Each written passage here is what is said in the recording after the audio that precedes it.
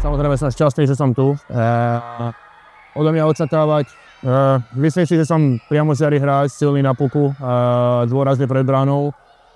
A takisto dobre brániaci útočník, takže ja si myslím, že taký ten two-way forward, takže si myslím, že to môžu očakávať fanúšikovia. Chlapci v kabíne boli výborní, prijali ma medzi seba hneď a ešte trošku bojujem s tým časovým posunom a tým letom, keďže sme včera večer iba prileteli, ale do pár dní by to malo byť v poriadku. Tak ja si myslím, že každý hráč sa nejako vyvíja každým rokom, každou sezónou a tá Amerika mi dala fakt veľa, či AHL, či tie zápasy v NHL. Takže ja si myslím, že aj to menšie ihrisko, že tam je menej času, viem reagovať rýchlejšie na veci.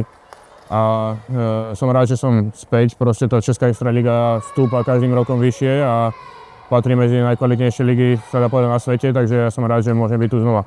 Čero mi našťastie pomohol fakt so všetkým, prevzal dom za mňa, prevzal nábytok, madrac, takže on mi to tak trošku zariadil, aby sme hneď mohli bývať po príchode, takže za tomu fakt ďakujem a